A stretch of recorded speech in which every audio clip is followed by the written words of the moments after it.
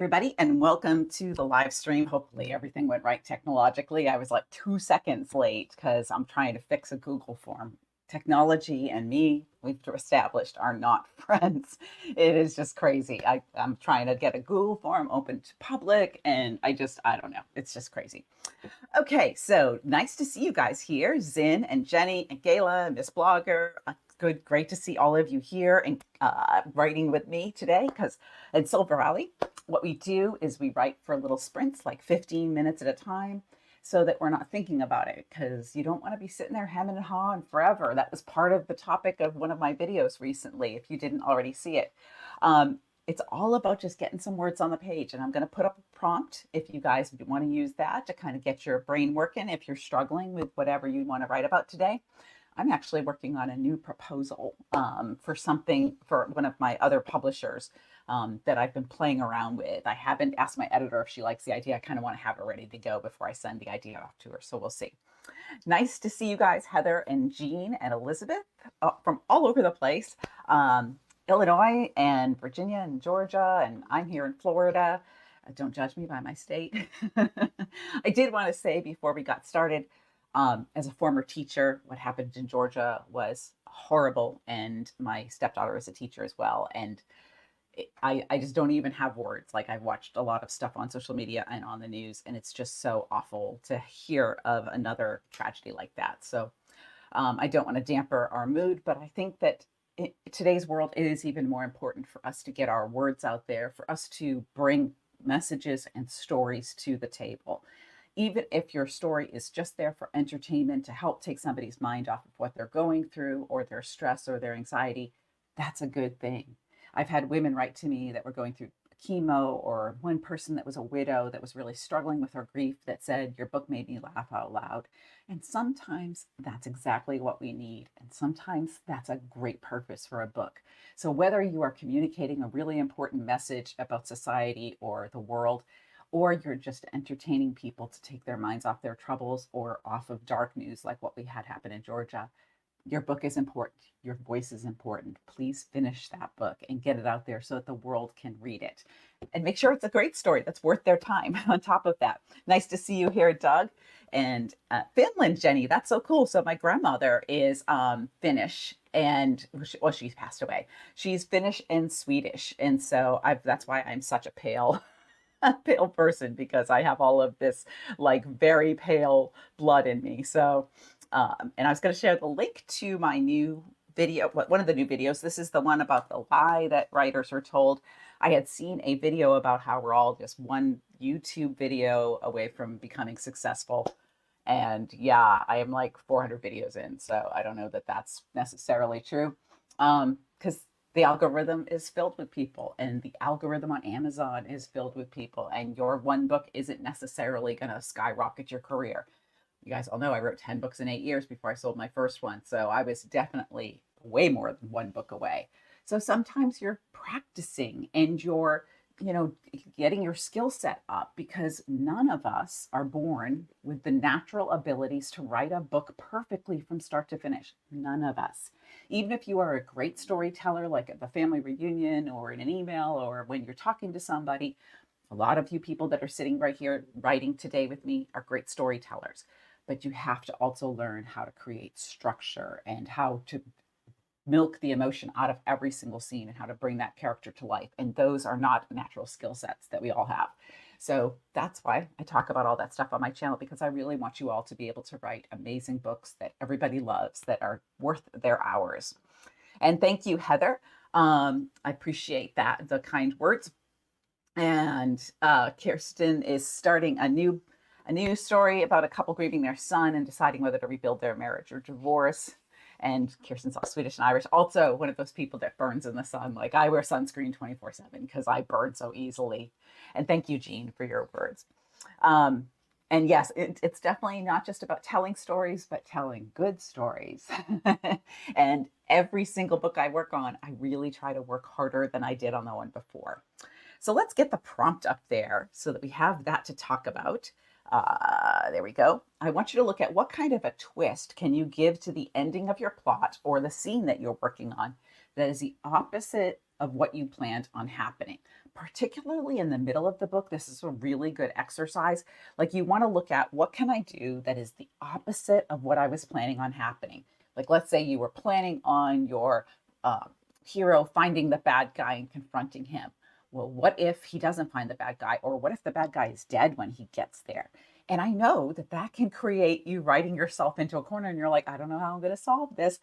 But I do think that that's a great way to do a plot twist. And then, of course, the bonus points is how will that impact everything that follows. If the bad guy is dead and your hero can't get the answers he needs, then how is that going to impact your plot? So think about writing a totally opposite ending to your scene than what you have right now. Okay, so let's get started on our first sprint. Whoops, it doesn't help if I bring up my calculator. I definitely need my timer.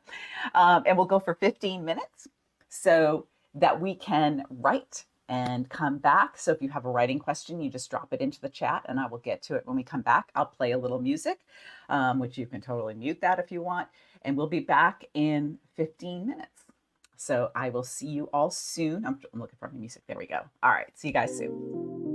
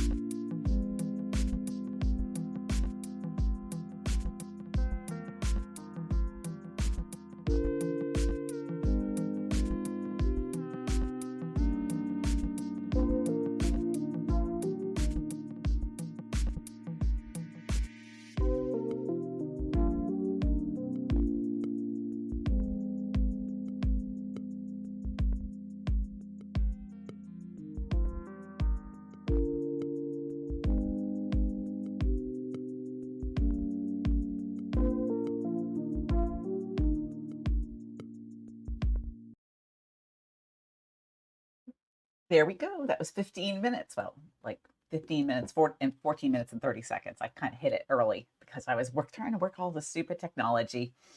And Kirsten, the twist is that she walked out on him. Right now, the reader thinks he's the one that doesn't want her.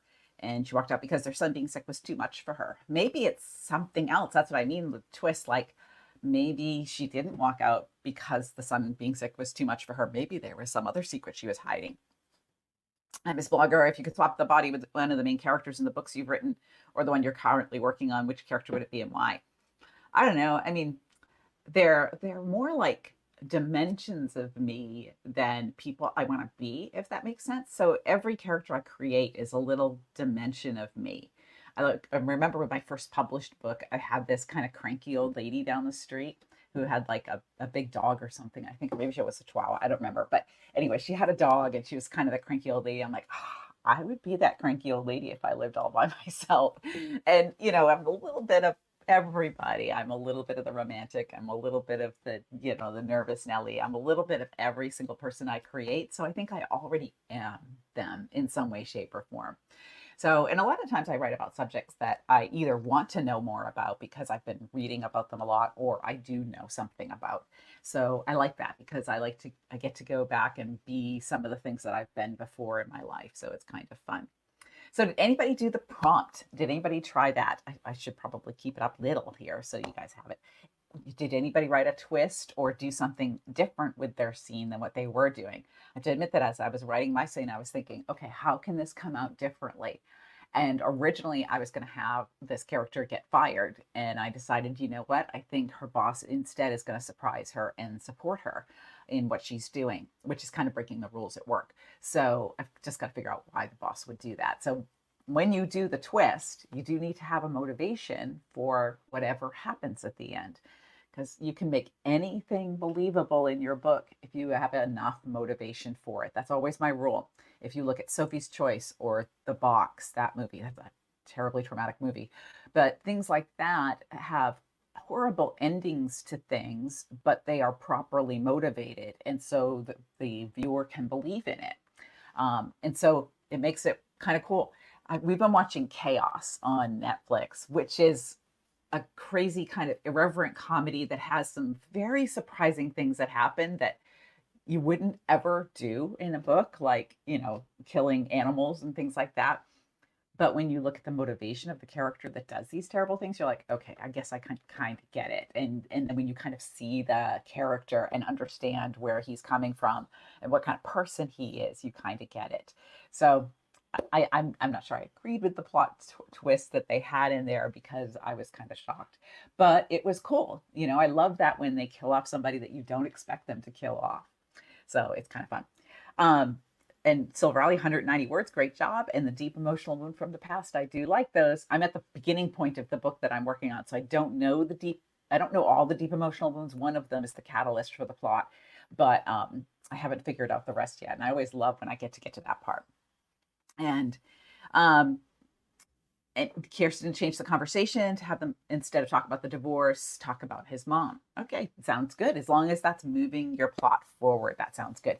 And Jenny twisted the book's beginning and it changed the whole story and it got a lot better. Yeah, I love that. I love when that happens because it's just so much more fun. And yes, it can make it difficult when you get to the middle because you're like, oh crap, now how am I going to fix this? But I firmly believe that your subconscious lays all those clues right there.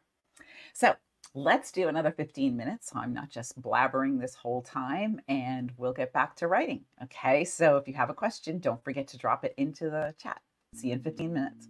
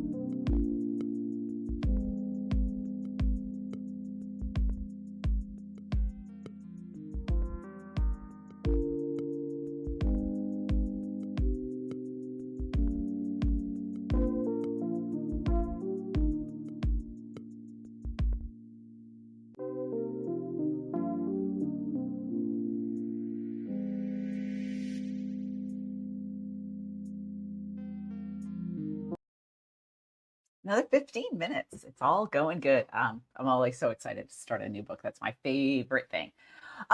Miss Blogger asked, what if the reader isn't interested in the protagonist's job because that job is only relatable to some people, but I want everyone to pick up my book and relate to my protagonist? That comes from having a protagonist that is relatable, something I talk about in a lot of videos, a lot. That all is about, creating people that other people can relate to based on their insecurities, anxieties, doubts, all of that. And here's the latest character video that I just released. Because we relate to character, not necessarily their job. They have to have a job because, people need to have jobs, but we relate to the characters and what's going on inside of them. For instance, like Tom Hanks in Angels and Demons and the Da Vinci Code. Like, I don't really relate to the job of being a researcher of biblical history or whatever his job is. Anthropologist, whatever his job is. I relate to him and him being in danger and him wanting to rescue other people and all of that. And his job is what brought him to the Vatican to solve these murders, right? So I relate to him, not necessarily his job. So you really want to create characters that people can relate to and connect with based on what's happened to them in their past, how they react, the inner doubts and fears and anxieties that we all have. And yeah, like Jenny said, not everybody will like your book, and that's totally cool because that's why there's 20 million books out there, right? Like, there's a book for everybody. There are people that like certain kinds of stories like robots, and other people that like stories with animals, and people that like stories that are set in history. I read pretty widely, across genres and across time periods and stuff like that, because I just love to read. I love a good story, period. Like, I went from a horror novel to a really great historical novel, by the way. My friend Renee Ryan wrote The Secret Society of Salzburg, which I got to do a review on Amazon for. It's really great. So just read widely and create characters that people relate to. And Miss Blogger's characters are high schoolers. Everybody can relate to being back in high school and remembering what it's like to worry about prom, worry about graduation, and worry about whether that boy over there likes you, or whether you're going to get an A in algebra, or whether you're going to fail gym class. Like, I came very close to failing gym class. Even though I'm an athlete now, I was not an athlete in high school, and I worried about failing gym class all the time, and also at the same time worried about how to get out of gym class because I hated gym class. So, I mean, think about what would somebody worry about in high school. There's lots of things like that. And you pointed out what Abby says. Abby is a different writing instructor, and she has a different approach than I do. So I very much believe that the internal comes from what has happened to us in our past. It is what creates our reactions.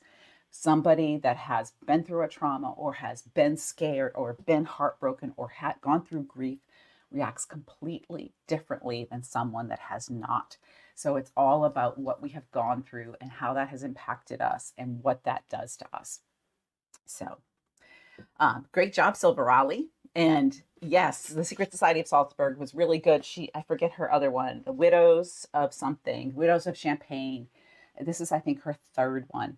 And I've loved them all. And then I ordered Donna Allward's When the World Fell Silent, and that should be here tomorrow. So I'm super excited about that one too. I love to go to historical ones back and forth.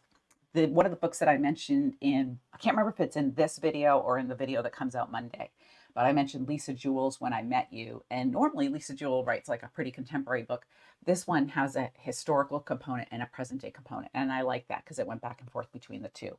So I used to love Regency. And then there's a lot of World War II type stuff. I love Kristen Hanna. I love a lot of different authors. So yeah, there's always about 7,000 books on my want to read list. Skeeter, hey, welcome to the live stream. Do you suggest a twist in every scene, or often enough to keep the readers interested? You don't want a twist in every scene because then it becomes predictable. Oh, he's going to have another twist, right? So just often enough to keep the reader interested. If you look at the plot chart, which I don't have up right now, I'd have to convert it to a PDF in order to load it onto the live. I can do that on the next writing sprint. But if you look at a plot chart, you have a couple turning points in there, and that's when you want to have a twist. You want things to go in the opposite direction of what the reader is expecting, or go in a new direction that they didn't see coming. So the whole point of the twist is to keep the reader invested and going and thinking, how the heck is this going to work out? So yes, just from time to time. And Jean said, I couldn't get into My Little Eyes. Do you mean With My Little Eye by Jocelyn Jackson? And yeah, it's a little bit different from a normal Jocelyn Jackson, which I really loved. Gods in Alabama was one of my very favorite books by her. Not her more recent stuff has been a little bit different from what she started out writing. Do I know when I might get the shirts back up for sale? The shirts are for sale still on the one website that is linked in my YouTube channel. My son is setting up the other one for me because technology and me, not a good mix. And he went to a concert in Alabama. So how dare he leave me hanging. So he's supposed to set up my Shopify shop. So you can still buy them on the current shop that is on my YouTube link there on the channel. But I'm going to, like I said, I'm going to use a different vendor for it. So it's still going to be the same designs and the same everything, but I'm going to have another vendor for it. And Ms. Ballgrass, how do you balance internal and external conflicts and plots? Great question, because I talked exactly about all of that and exactly how to do it, like literally step by step in the scene masterclass. If you apply the highlighter method, which is on my website, writingcompellingfiction.com, and you use that video right there, you will exactly see how that jigsaw puzzle fits together. You got to look at it as a jigsaw puzzle. I need a piece here, and I need a piece here, and I need a piece here, and a piece here. And you've got to have conflict on every single page. And if you look at that masterclass on scenes, where I take that scene and I tear it apart and tell you exactly what kind of conflict is there, external and internal, and how I balanced it with the dialogue, and balanced it with the plot, and balanced it with everything else that was going on in the scene, that's exactly how you do it. So you've got to watch that masterclass on scenes and look at that scene. You can also download the handout that I used on that scene on my Circle community, which I think I can grab a link real quick for you guys. So my Circle community is completely free. And there is a whole resources section right here. So you just got to sign up, and then you'll just get notified when we have new stuff going on. And there's a PDF in there that is the entire analysis of that scene that was in From There to Back Again. So you can see it all highlighted and laid out for you. And Jenny likes to end the scene with different moods and with some questions unanswered. I love questions unanswered. I love hooks. And I like putting a hook sometimes in the middle. I forget what I was reading the other day. I'll have to look and see which book that was, because I go through like 6 books a week. And there was a great hook right in the middle of the scene, and I love that. And I probably should have marked it because it was so good. But that, if you can manage to put a hook in the middle of the scene, a hook at the end of the scene, a hook at the beginning of the next scene, you really keep everybody hooked on the book. And that's what will keep me up till 2 in the morning trying to finish the book to figure out how it ends. So I'm going to try to, because a lot of people have really responded well to this, to talk more specifically about specific books in my videos that I have read. Like I have a whole stack behind me of ones I've read recently. And in upcoming videos, probably in a couple of weeks or so, there'll be more references to books that I have read, because I think that makes it easier for people to understand it, especially if you've read that book. Not all of us have read the same book, so you don't have to read what I read. I read, like I said, widely, but it doesn't mean you have to read everything I read. All right. So Hooked on the Book should be a t-shirt. Yes, Skeeter, I like that. Hooked on the Book. I'll have to talk to my son. He does my design and my setup for it. I came up with another slogan today. I saw something else about being like having separation anxiety, and I thought that would be good about separation anxiety from my novel. So he has to design that for me too. So we will have some more things in the shop. We'll keep evolving and changing it as we go along. All right, so let's do a 10-minute sprint, since once again, big surprise, I talk too much. And then we'll come back and answer any last-minute questions that you guys have. So see you in 10 minutes.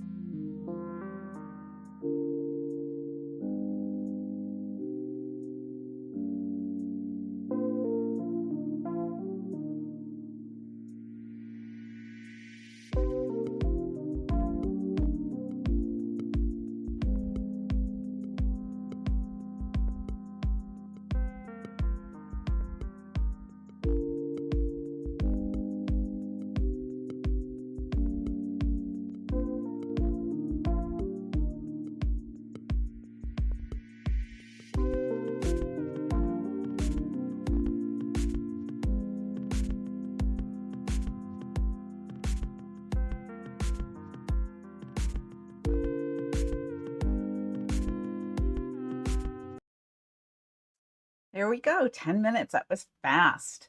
It always goes so fast. And Skeeter, I put the plot chart up there. And as you'll see, there's these two little green stars that I put in there for turning points.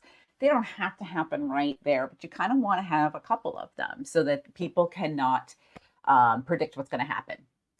And Ms. Blogger, I don't know why you're getting an incorrect message on the Circle community. It should be pretty easy to sign up. You just got to sign up for it. So sign up and create a login. I know that Gayla and lots of the other people that are here on this chat today are in the community. So, I mean, I set it up so if I log in, it just lets me in. And Kirsten can't seem to nail down chapter 2. I want to establish that she's a faithful believer now, but not be too preachy either.